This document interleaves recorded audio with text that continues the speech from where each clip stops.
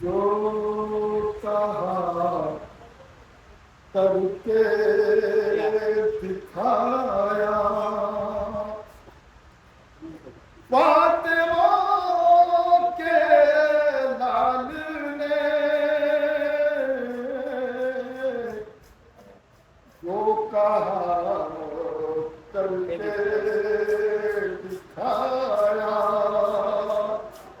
فاطمہ کے لال نے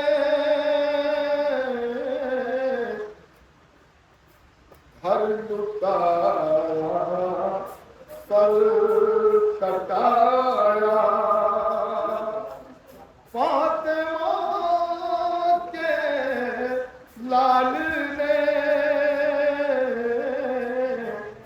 جو کہا کر کے دکھایا ان سے اپنے زمین کربلا کو سینچ کر خون سے اپنے زمین کربلا کو سینچ کر گل بیاباں میں کھلایا فاطمہ کے لال نے جو کہا کر کے دکھایا حج کو عمرے سے کیا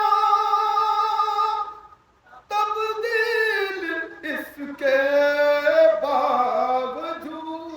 باوجود حج کو عمرے سے کیا تبدیل اس کے باوجود چین ایک پل بھی نہ پایا فاطمہ کے لال نے جو کہا کر کے دکھایا کفر کی بستی سے نکلا شہر کے قدموں میں گرا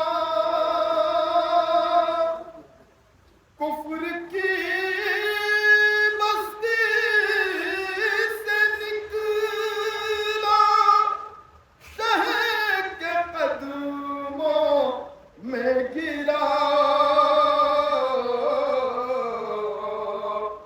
تو خود کو سینے سے لگایا فاطمہ کے لال نے جو کہا کر کے دکھایا روزے عاشورا قیامت تھی دلے سب چاک پر روزے عاشورا قیامت تھی دلے سب چاک پر صبر کا جوہر دکھایا فاطمہ کے لال نے جو کہا کر کے دکھایا، بے وطن بھی ہو گئے، خیمے بھی سہ کے جل گئے، بے وطن بھی ہو گئے، خیمے بھی سہ کے جل گئے، تو دل کے اندر گھر بنایا، فاطمہ کے لال نے جو کہا کر کے دکھایا۔ اور شعر آپ کرتا ہوں، ہنس گئی جب دین کی کشتی کفر کے طوفان میں، ہنس گئی جب دین کی کشتی کفر کے طوفان میں، پار کشتی کو لگایا، فاطمہ کے لال نے جو کہا کر کے دکھایا، تا قیامت روشنی دیتا رہے گا دہر کو، تا قیامت روشنی دیتا رہے گا دہر کو، وہ چراغ حق جلایا، فاطمہ کے لال نے جو کہا کر کے دکھایا۔ آخری شعر حاضر کرتا ہوں،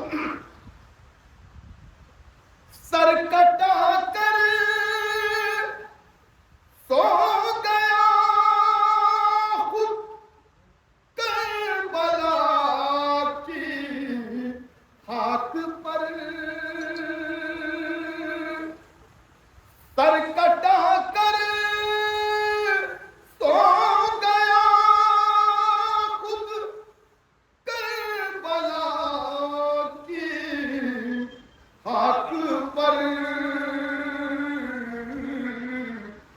سوئے ذہنوں کو جگایا، فاطمہ کے لال نے جو کہا کر کے دکھایا۔ مقطع سمجھنا، کر دیے قربان بھتیجے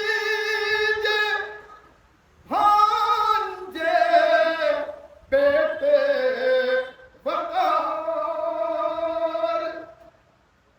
کر دیے قربان بھتیجے بھانجے بیٹے وقار، دین پیغمبر بچایا، فاطمہ کے لال نے جو کہا کر کے دکھایا فاطمہ کے لال نے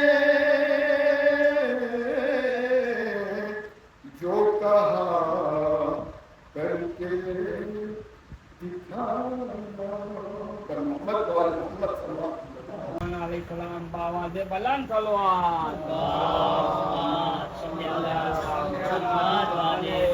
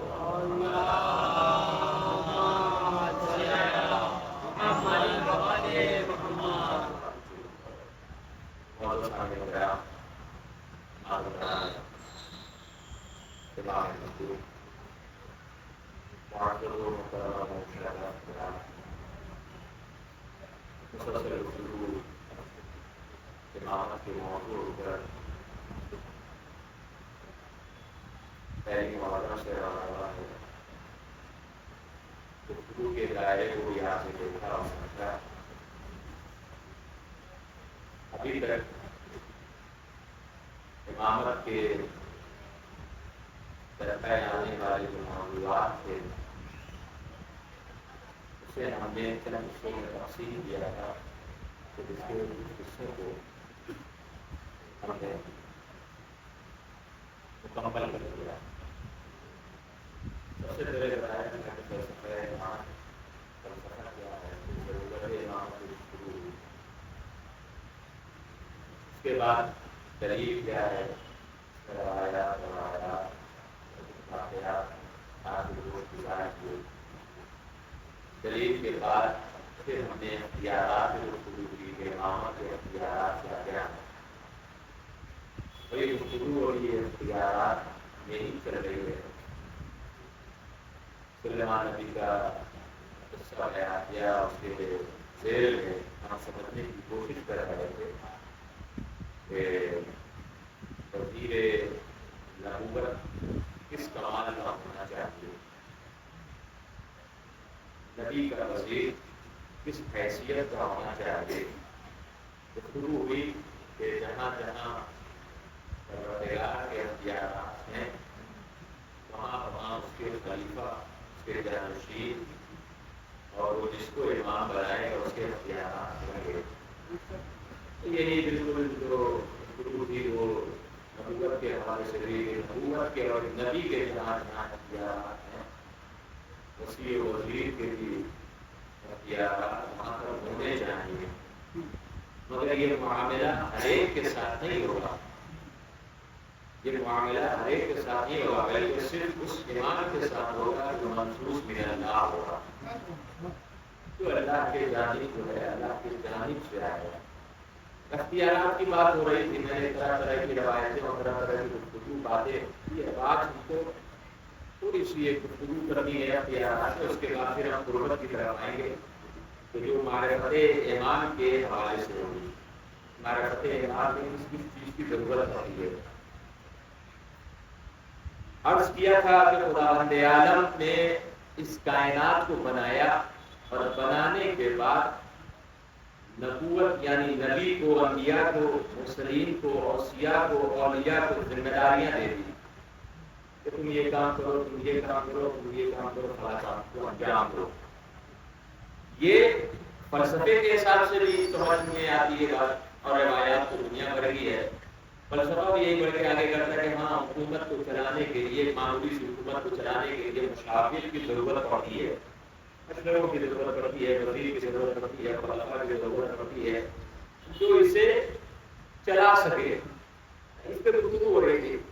اب ظاہر ہے کہ اب یہ خطابتی جملے ہیں کہ ظاہر ہے کہ خداوند عالم نے جو چیزیں بنائی ہیں اس کو چلانے کے لیے اور اس کو آگے جاری رکھنے کے لیے اس نے کچھ شخصیتوں کو بنا دیا ہے، کچھ شخصیتوں کو بنا دیا ہے. خداوند عالم عالم ہے، عالم نہیں بلکہ علیم ہے، حکیم ہے، غفور ہے، غفار بھی کہا گیا، جبار ہے. یعنی یہ جو اپنے لیے صفتیں معین کر رہا ہے یہ ساری صفتوں پہ عالی ہے. اس میں مبالغے کے صیغے استعمال کیے اپنے لیے کہ دنیا کے لوگوں کی بہادری جہاں پہ ختم ہوتی ہے خداوند عالم کی بہادری وہاں سے شروع ہوتی ہے. توجہ کر رہے ہیں؟ یعنی اب خداوند عالم اگر کسی کو اپنی جگہ رکھے گا تو ایسی شخصیت کا چناؤ کرے گا کہ جس کے وجود سے مظہر صفات خداوند عالم کا ظہور ہو. ایک سلوات پڑھیں بر محمد و آل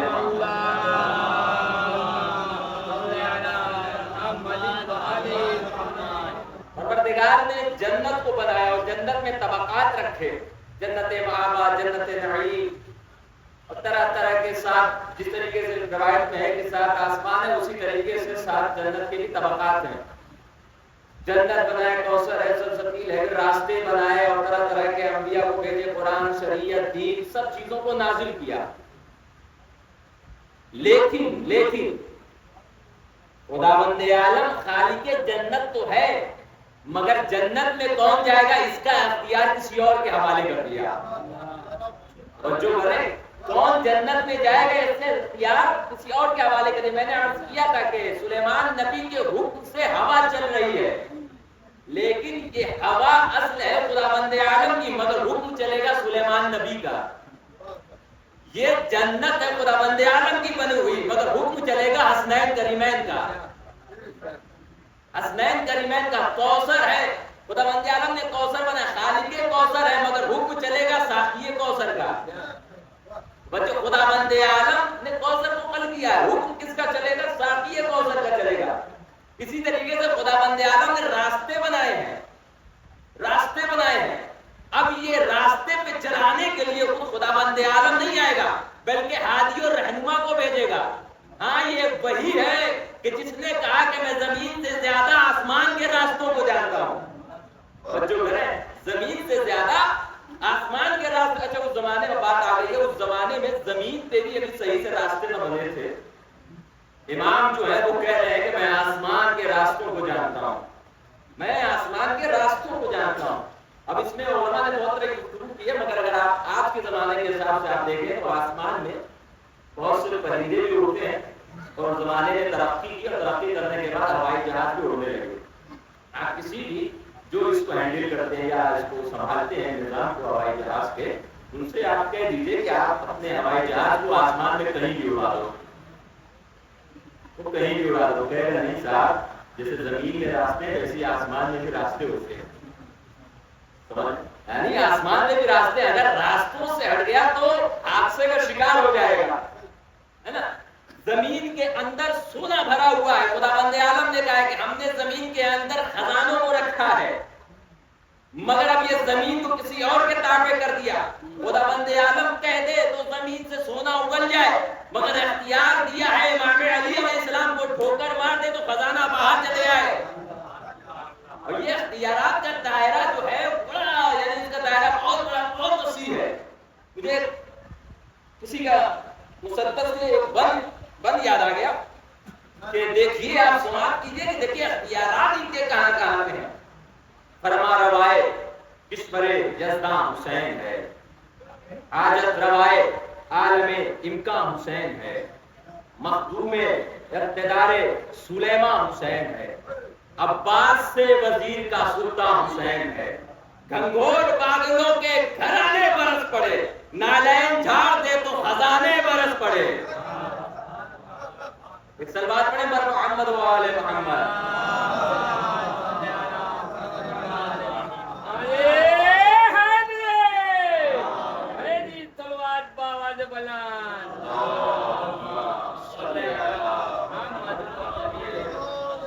یہی تو وجہ ہے کہ جس کے اختیارات صرف زمین پہ نہ ہو بلکہ آسمان پہ بھی ہو، کیا وہ دنیاوی منصب کے لیے دنیاوی منصب کا متلاشی ہوگا؟ کیا وہ چکر پھیرے گا ادھر سے ادھر؟ نہیں، وہ کسی کے پیچھے نہیں جائے گا بلکہ وہ صرف رسول کے پیچھے چلے گا، کیونکہ اسے دنیاوی منصب نہیں چاہیے۔ دنیاوی منصب کو تو یہ لوگ ٹھوکروں میں رکھتے ہیں۔ آپ تو جانتے ہیں نا، حکومت حوالے کی گئی، امام علی نے کہا کہ مجھے اس سے پاس رکھو، مجھے اس سے پاس رکھو، کیونکہ دنیا کے حاکم اور اللہ کے حاکم میں یہی تو فرق ہے۔ ان کی آنکھوں نے اگر سونے کی چمک کو دیکھا تو فوراً اچھل پڑے، انہوں نے دیکھا سونے اور چاندی ہے تو علی نے جملہ کہو سونے اور چاندی، جا کے کسی اور کو دھوکہ دینا، علی کو دھوکہ نہ دینا۔ اور میں نے تمہیں 3 مرتبہ طلاق دیا، میں تمہیں طلاق دے رہا ہوں 3 مرتبہ، دور رہو اس علی سے۔ تو معذرت کر رہے تھے، مجھے اس خلافت پہ نہ بیٹھاؤ، مجھے مت بناؤ حاکم، لیکن لوگوں کا اصرار وہ نہیں ہے، آپ بن جائیے، حالات بہت خراب چل رہے ہیں۔ امام علیہ السلام کا ٹھیک ہے، اب یہ ہمارے جملے ہیں، وہ پورے اس امام کے جو شرط و شرائط کو مد نظر رکھتے ہوئے امام نے کہا ٹھیک ہے میں حکومت تو کر رہا ہوں، مگر یہ حکومت صرف علی کے حساب سے چلے گی، علی کے حساب سے چلے گی اور کسی کے حساب سے نہیں چلے گی، علی جیسا چاہے گا ویسا کام ہوگا۔ تو سب سے پہلا جو کام کیا وہ یہ کیا کہ جس کے وظیفے اور جن کے پینشن بہت بڑھ رہے ہیں ان سب کے پینشن کو وظیفے کو کم کر دیا جائے۔ لیکن تاریخ کے آئینے میں بات کر رہا ہوں، ان کے وظیفے کو ختم نہ کیا جائے بلکہ کم کر دیا جائے، اور جن کے وظیفے کم رکھے گئے ہیں ان کو بڑھا دیا جائے۔ ایسا کرنے سے پتہ کیا ہوتا ہے؟ ایسا کرنے سے یہ ہوتا ہے کہ جو پست ہے وہ بلند ہو جاتا ہے، جو بلند ہے وہ لیول میں آ جاتا ہے، یا یوں کہوں کہ اپنی اوقات میں آ جاتا ہے۔ جو اس کے لیے اللہ نے محدود رکھا ہے، یعنی اللہ نے جو اس کے لیے دائرہ محدود، تو دائرے سے باہر جا رہا تھا، اب یہ اللہ والا حاکم ہے، یہ لوگوں کو دائرے میں رکھنا جانتا ہے کیونکہ خود دائرے میں رہتا ہے۔ ایسا نہیں ہے کہ بیت المال کی چابی آ گئی تو گھر پہ گھر بنوایا جا رہا ہے، ایسا نہیں بیت المال کی چابی آ گئی تو طرح کے زیورات جو ہے وہ گھر میں رکھ رہا ہے، نہیں، یہ اگر بیت المال کے چابی ان کے ہاتھوں میں آتی ہے نا تو اپنے بھائی کو بھی اس کا فائدہ نہیں دیتے ہیں۔ امام آئے منبر پر آنے کے بعد کہا کہ میرے کو شرط و شرائط ہے، کہا ٹھیک ہے سب کو قبول کیا جائے گا، وظیفے کا معاملہ آیا۔ اب میں تاریخ کے آئینے میں بات کر رہا ہوں کہ 2 صاحب چلے آئے، تاریخ میں ان کے نام لکھے گئے ہیں۔ اب ظاہر ہے کہ ان کے پینشن بہت زبردست تھے۔ اچھا ان کا دعویٰ یہ تھا کہ کیونکہ اسلام کے لیے ہماری خدمت زیادہ ہے اس لیے ہمارا وظیفہ بھی زیادہ ہونا چاہیے، ہمارا وظیفہ بھی زیادہ ہونا چاہیے۔ آگے یا علی سنا ہے کہ آپ نے میرے وظیفے کو کم کر دیا ہے، تاکہ صرف تمہارے وظیفے کو کم نہیں کیا بلکہ تمہارے جیسے اور کتنوں کے وظیفے کو کم کیا ہے۔ تمہیں یہ انصاف تو نہیں ہوا، یہ ناانصافی ہے، یہ ناانصافی ہے۔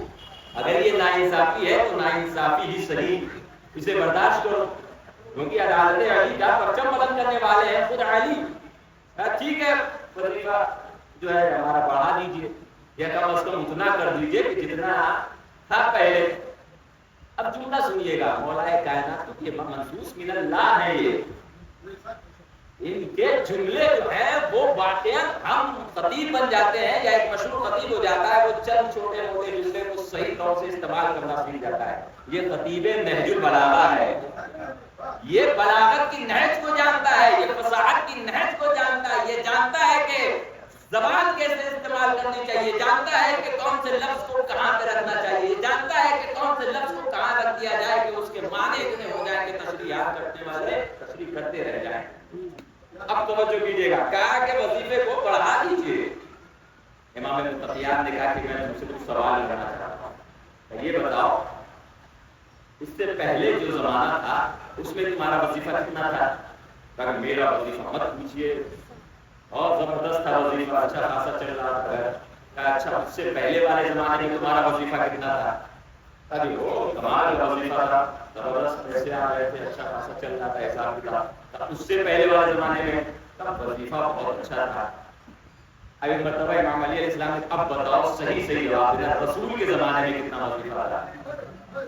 وجہ کر رہے ہیں یہ رسول کے قریبی ہیں، انہوں نے دیکھا ہے دین کو اپنے در پہ گھٹنیوں چلتے ہوئے، یہ جانتے ہیں کہ کس کو کیسا جواب دینا ہے۔ کیا بتاؤ رسول کے زمانے میں تمہارا کتنا وظیفہ ہے؟ اس نے سر کو جھکا کہ مولا جتنا آپ نے معین کیا ہے اتنا ہی وظیفہ رسول کے زمانے میں تھا، جتنا آپ نے معین کیا ہے اتنا ہی وظیفہ رسول کے زمانے میں تھا۔ اب ایک جملہ سنیے گا، یہ کوئی خطیب کا جملہ نہیں ہے، بلکہ امام یہ فرماتے ہیں، میں آہستہ سے جملہ پڑھتا ہوں، امام یہ فرماتے ہیں کہ اب تم مجھے یہ بتاؤ میں ان کی سیرت پہ چلوں یا رسول کی سیرت پہ چلوں؟ ایک صلوات پڑھیں بر محمد و آل محمد۔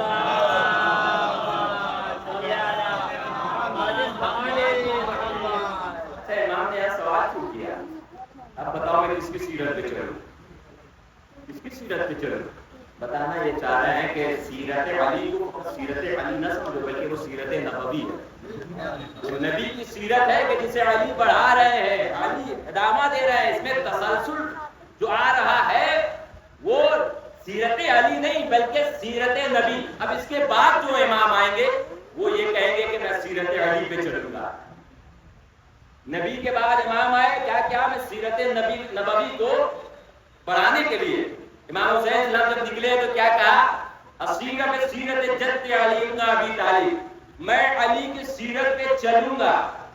مطلب بتانا یہ چاہتے ہیں امام حسین علیہ السلام علی کی سیرت کو نبی کی سیرت سے الگ مت سمجھو، بالکل ویسے ہی جیسے علی کی سنت کو نبی کی سنت سے الگ نہ سمجھو، بالکل ویسے ہی جیسے علی کی امامت کو نبی کی امامت سے الگ نہ سمجھو، بالکل ویسے ہی جیسے علی کی خلافت کو نبی کی خلافت سے الگ مت سمجھو۔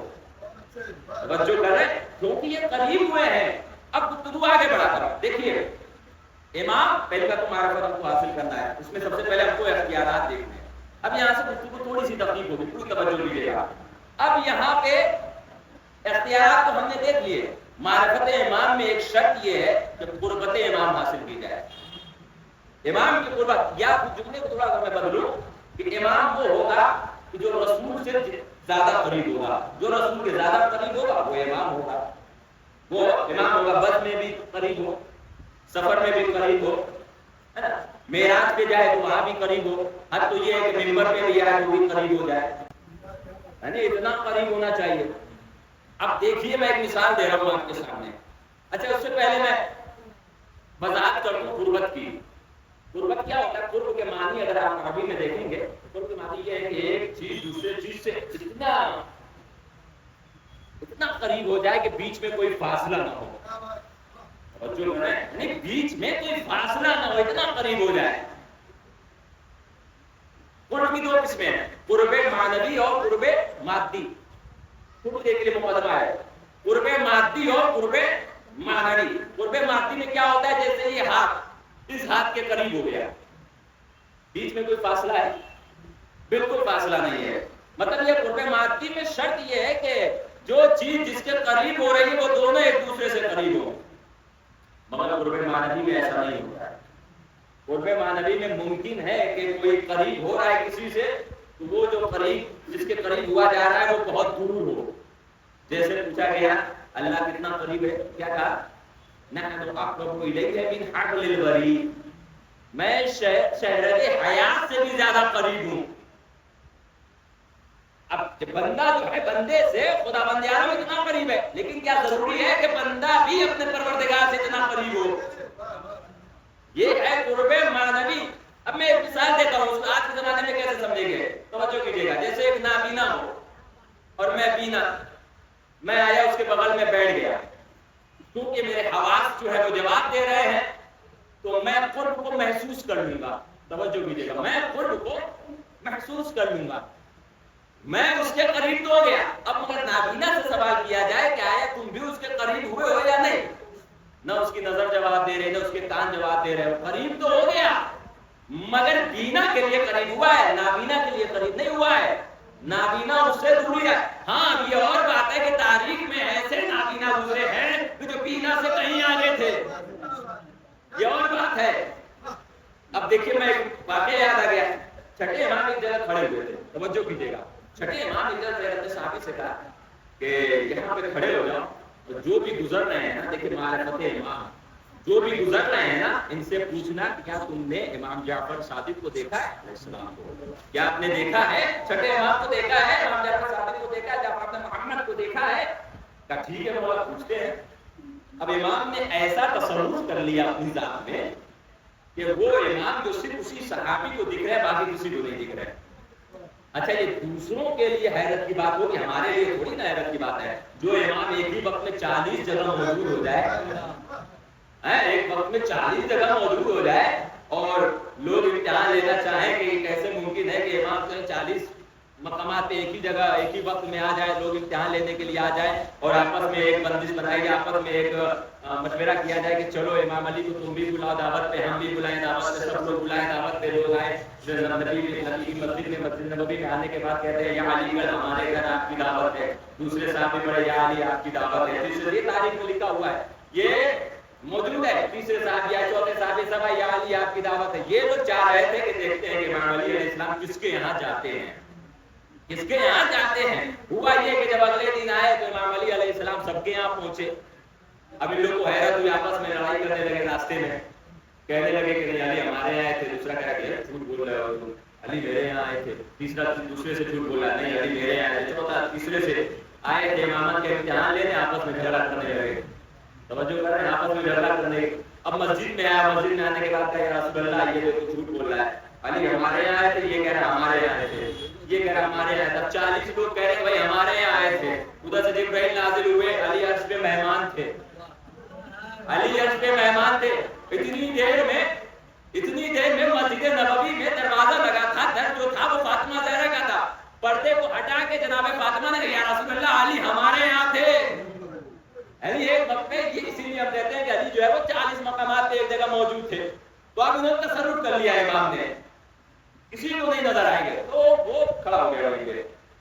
اب اس نے جاتے آنے والے سے پوچھا هل رأيت اليوم جعفر بن محمد, کیا تم نے آج جعفر بن محمد کو دیکھا ہے؟ نہیں بھائی ہم نے تو نہیں دیکھا. میں نے عرض کیا تھا, کہہ تو رہے تھے کہ شیعہ ہے, 4000 سے زیادہ شیعہ ہے, 17 سے بھی زیادہ شیعہ نہ نکلے تھے امام جعفر صادق علیہ السلام کے. کہا نہیں, لا ہم نے نہیں دیکھا ہے. کئی لوگ گزرتے رہے, آتے رہے, جاتے رہے, تو بس مختصر ہوگی, آتے رہے, جاتے رہے, آتے رہے, جاتے رہے. جواب ملا نہیں ہم نے نہیں دیکھا. ایک مرتبہ امام نے کہا وہ جو شخص آ رہا ہے نا اس سے پوچھو, اس سے پوچھو. ٹھیک ہے, وہ آیا قریب, پوچھتے ہیں هل رأيت اليوم جعفر بن محمد. اب وہ تھے ہارون مدفوع. ہارون مدفوع کون ہے؟ وہی ہے کہ جو آنکھ سے نابینا ہے, جنہیں نظر نہیں آتا ہے. پوچھا هل رأيت اليوم جعفر بن محمد. ایک مرتبہ نابینا نے کہا علیہ صاحب فهو بقائم, ارے وہ تمہارے پاس ہی تو کھڑے ہوئے ہیں, وہ تمہارے پاس ہی تو کھڑے ہوئے ہیں. اب آپ سمجھ میں آیا, وہ تمہارے پاس سے کہا بھائی تمہاری عقل, تمہاری نظر نہیں ہے, تم دیکھ نہیں سکتے, تم نابینا ہو, تم نے دیکھا کیسے؟ تو جواب دیا میں کیسے نہ دیکھوں کہ اس کے وجود سے ایسا نور نکل رہا ہے کہ ہر بینا کو نابینا کر دیتا ہے, ہر نابینا کو بینائی عطا کر دیتا ہے. ایک سلوات پڑھے پر محمد و آل محمد.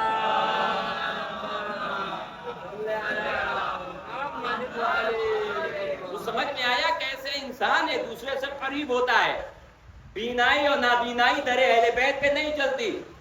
اگر یہ چلتی ہوتی تو پھر جابر ابن عبداللہ الانصاری پہلے ظاہر امام حسین نہ ہو جاتے. بہت سے لوگ نظریں رکھنے والے تھے مگر ان کی نظریں کسی اور جگہ ٹکی رہتی تھی.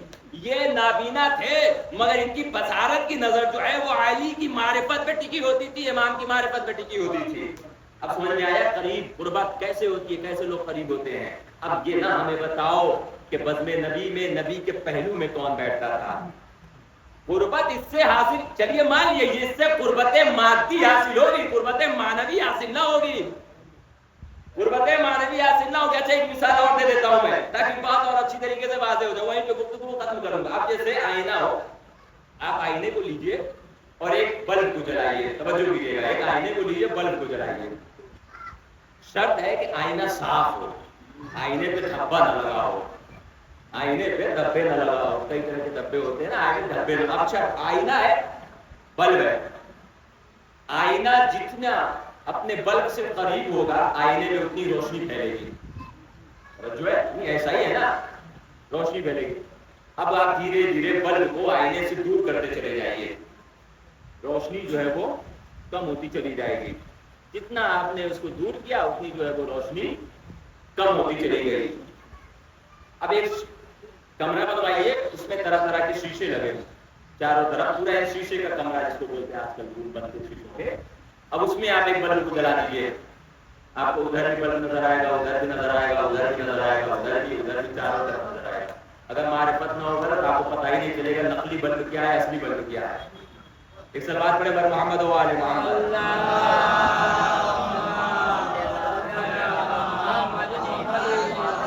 آپ کو پتہ ہے لیکن معرفت ہونی چاہیے، آپ کو معلوم ہونا چاہیے کہ بلب اس میں کون ہے، ورنہ آپ سب کو کہیں یہ بھی بلب ہے، یہ بھی بلب ہے، یہ بھی بلب ہے، یہ بھی بلب ہے، نہیں کہیں گے نہیں، آئینہ ایک ہے، شیشے ایک ہے، بلب بھی ایک ہے، اس کا نور ہے کہ جو شیشے میں جا رہا ہے، مگر شرط یہ ہے کہ شیشہ صاف ہو، آئینہ صاف ہو۔ اگر آئینہ صاف نہ ہوا تو روشنی جو ہے وہ منتمج ہو جائے گی، وہ روشنی منعکس نہیں ہوگی اس آئینے سے، وہ پھیلے گی نہیں۔ اسی لیے تو کہا جاتا ہے اہل بیت اپنے اللہ سے یا علی اپنے نبی سے اتنے زیادہ قریب تھے، آئینہ بھی صاف تھا اور روشن بھی بہت چہرہ تھا۔ آئینہ صاف تھا، اس کی دلیل ہے آیت تطہیر، آئینہ اپنے بلب سے قریب تھا، اس کی دلیل ہے شب معراج، عبد اور معبود کے درمیان صرف ایک پردے کا حائل ہونا تھا۔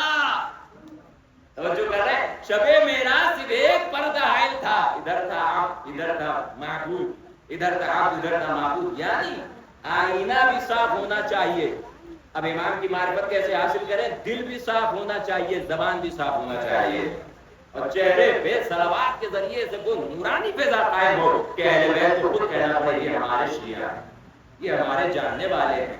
جو معرفت امام حاصل کرتا ہے، وہ جو نہیں حاصل کرتا وہ معمولی سے ایک جانور سے بھی ڈر جاتا ہے، اور جو معرفت امام کو حاصل کر لیتا ہے وہ یہ کہتا ہے کہ الموت احلی من العسل، الموت عندی احلی من العسل، موت میرے نزدیک شہد سے بھی زیادہ شیرین ہے، موت میرے نزدیک شہد سے بھی زیادہ شیرین ہے۔ یہاں پہ شہد کا لفظ استعمال کیا ہے، یہ غور کیا کہ شہد کا لفظ استعمال کیا بہت سے مٹھاس اس زمانے میں، لیکن اسے استعمال نہ کیا، کیوں؟ کیونکہ قاسم علیہ السلام کو معرفت امام علی تھی، وہ نہج البلاغہ کو پڑھ چکے تھے، وہ نہج البلاغہ کو پڑھے تھے، جس میں امام نے فرمایا کہ دنیا میں اگر سب سے بہترین غذا ہے تو وہ شہد ہے۔ جو کر رہے ہیں یہاں پہ قاسم علیہ السلام نے کہا کہ الموت، موت جو ہے وہ میرے نزدیک شہد سے بھی زیادہ میٹھی ہے۔ امام نے یہ جناب قاسم نے مثال بھی رکھی ہے، تو ایسی مثال رکھی کوئی اس مثال کو کاٹ نہ پائے، کوئی یہ نہ کہہ دے، کوئی زبان میں استعمال کر دے کہ قاسم کو یہ کہنا چاہیے تھا، لو میں نے شہد کہہ دیا۔ جناب قاسم نے شہد کا نہیں کہا، موت جو ہمارے نزدیک شہد سے بھی زیادہ شیرین ہے۔ اب جب آپ شہد کو چکھیں گے، اب کوئی کڑوی چیز کسی بچے کو کھلائیے آپ، وہ منہ کیسا بنائے گا؟ ادب طریقے کا منہ بنائے گا۔ آج کل چل رہا ہے کہ بچوں کو نیمبو جو ہے وہ جگہ کے ریلس بناتے ہیں، ویڈیو بناتے ہیں، دیکھو بچے کا جو ریئیکشن ہے وہ ایسا ہے نا، طرح طرح کے منہ بناتا ہے۔ کسی بچے کو تھوڑا سا آپ کوئی مٹھائی دے دیجیے تو مسکرا دے گا۔ توجہ کیا، جناب قاسم نے یہ کہا ہے کہ موت میرے نزدیک شہد سے زیادہ شیرین ہے۔ یہ تھیوری تھی، پریکٹیکل کس نے کیا؟ جناب اصغر علیہ السلام نے جب گلے پہ تیر لگا مسکرا کے بتایا، ہاں قاسم تم نے صحیح کہا تھا، تم نے صحیح کہا تھا، موت جو ہے وہ شہد سے زیادہ میٹھی ہے، موت جو ہے وہ شہد سے زیادہ میٹھی۔ بس میرے دوستوں کہ آپ نے آج جلوس میں گئے قاسم علیہ السلام تو خراج عقیدت پیش کرنے کے لیے،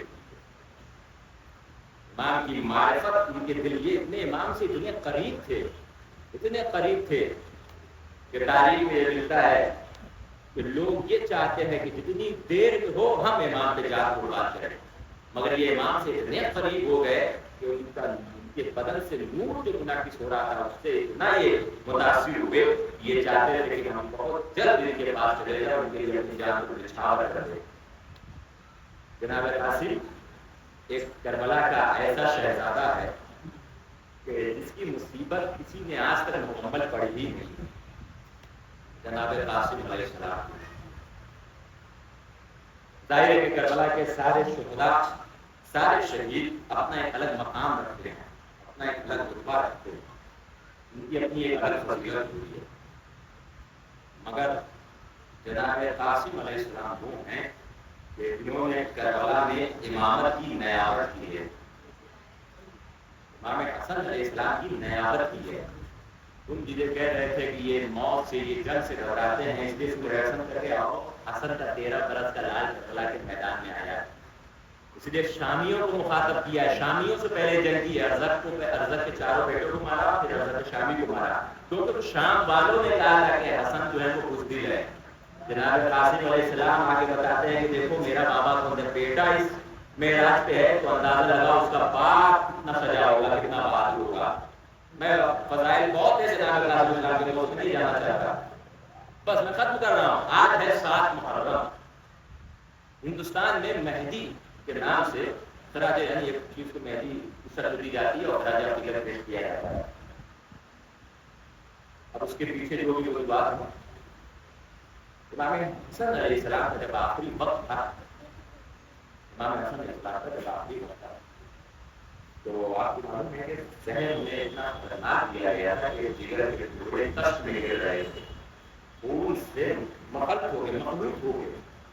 اسی دوران امام حسن علیہ السلام سب کو امام حسین کے حوالے کر رہے تھے، تم حسین کے ساتھ رہو، تم حسین کے ساتھ رہو۔ اس نے ایک جملہ کہا تھا، لا یوم یوم یا عبداللہ، اے میرے بھیا حسین، آپ کے دن کے جیسا کوئی دن نہیں ہے، آپ ہم پہ اتنی گریاں نہ کریں۔ اسی دوران امام حسن علیہ السلام نے اپنی زوجہ بیوی فرما کو قریب لایا، بلانے کے بعد کہا میرا قاسم نظر نہیں آتا ہے۔ تو صرف بتائی گئی ہے، عمر بتائی گئی ہے جناب قاسم علیہ السلام کو 3 برس، 3 سے 4 سال کے تھے جناب قاسم، میرا قاسم نظر نہیں آ رہا ہے۔ ایک مرتبہ قاسم کو لے کر آتی ہیں، امام حسن علیہ السلام نے قاسم کے بدن کو دیکھا، رونا شروع کر دیا۔ قاسم علیہ السلام کے بدن کو دیکھا، رونا شروع کر دیا۔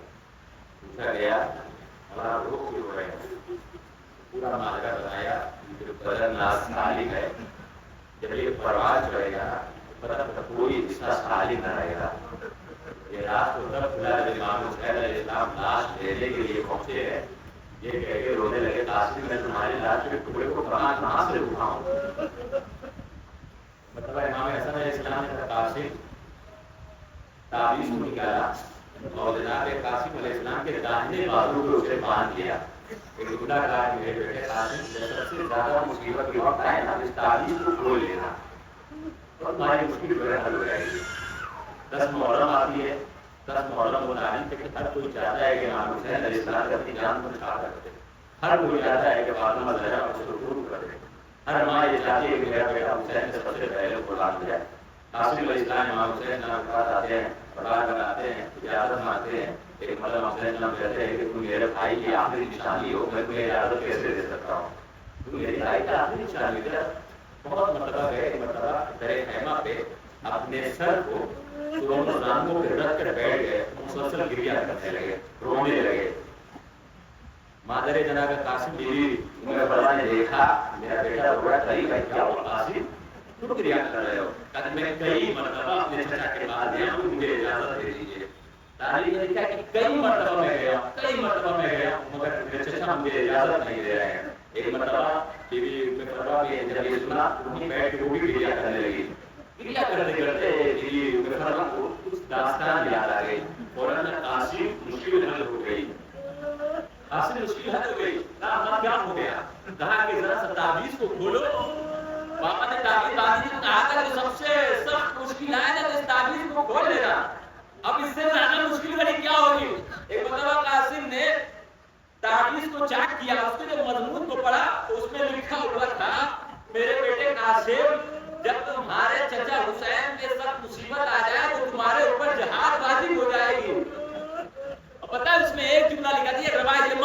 جملہ ہے، اس میں ایک جو مضمون ہے اس خط کا، اس میں لکھا ہوا تھا، اس تعویذ کے مضمون کا ایک جملہ یہ ہے کہ مرتبہ امام حسن علیہ السلام نے اس میں لکھا میرے قاسم اپنے چچا کے پاس اتنی مرتبہ اجازت لینے جانا کہ میرے بھیا حسین کو اجازت دینا پڑ جائے۔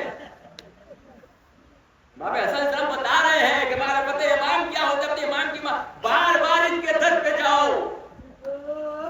مرتبہ قاسم علیہ السلام نے اس تعویذ کو لیا، اس تعویذ کو کھولا، چوما، خوش و خرم امام حسین کے پاس آتے ہیں۔ امام حسین السلام کے پاس آتے ہیں اور آنے کے بعد کہتے ہیں کہ چچا میں تعویذ لے کر آیا ہوں، ذرا اس تعویذ کو دیکھ لیجیے۔ امام حسین السلام نے جیسے ہی تعویذ کو سنا فوراً آگے بڑھے، تعویذ کو لیا، خط کو دیکھا، ماتھے سے اس کا بوسہ دیا، لب سے اس کو بوسہ دیا، پڑھنے لگے۔ پڑھنے کے بعد کہا کہ یا حسن آج تمہاری یاد کربلا میں بہت آ رہی ہے۔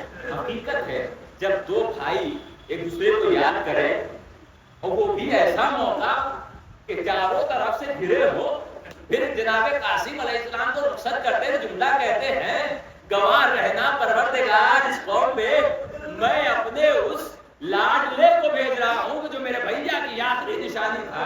تاریخ یہ کہتی ہے کہ جناب قاسم علیہ السلام 13 برس کے تھے، 13 برس کے تھے، رکاب کو کاٹا گیا، قاسم علیہ السلام کو اس پہ رکھا گیا، قاسم علیہ السلام جا رہے ہیں۔ ایک مرتبہ امام حسین علیہ السلام نے کہا قاسم تھوڑی دیر کے لیے رک جاؤ، جناب زینب یہ منظر دیکھ رہی ہیں، منظر کیا ہے؟ ایک مرتبہ جناب امام حسین علیہ السلام نے قاسم کے گریبان کو چاک کیا، آستین کو چاک کیا، آستین کو چاک کرنے کے بعد قاسم اب جاؤ۔ ایک جناب زینب بھیا یہ کیا ہو رہا ہے؟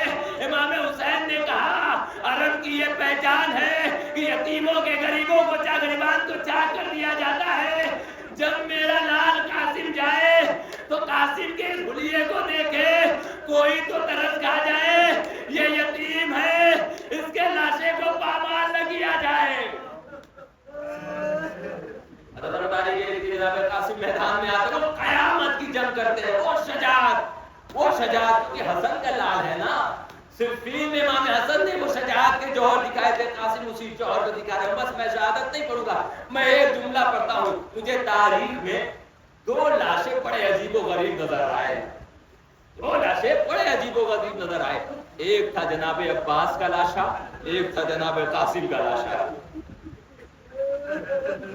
ہم نے یہ پڑھا ہے کہ عباس کا قد بہت بلند تھا، لیکن پوچھنے والے نے پوچھا عباس کی قبر اتنی چھوٹی کیسے بنی ہے؟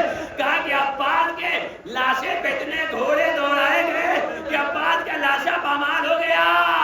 قاسم کا قد چھوٹا تھا مگر قاسم کے لاشے پہ گھوڑے اتنے دوڑائے گئے کہ قد بڑا ہو گیا۔ میں کہوں گا مولا عباس آپ جب اس دنیا سے چلے گئے تب آپ کی لاش پہ گھوڑے کو دوڑایا گیا، لیکن قاسم کے لاشے پہ گھوڑے تب دوڑائے گئے جب زندہ قاسم گھوڑے تھے۔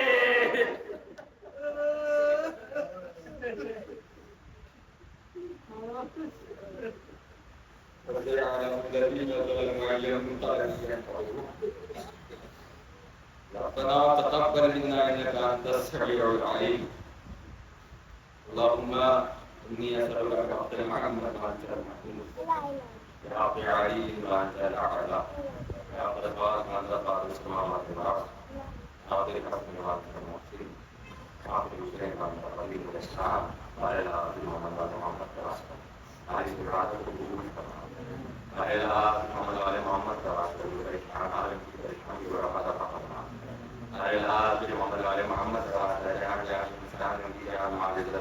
عبادت فرما محمد والے محمد واسطہ السلام علیہ روزے کی حفاظت فرما محمد والے محمد واسطہ علماء کرام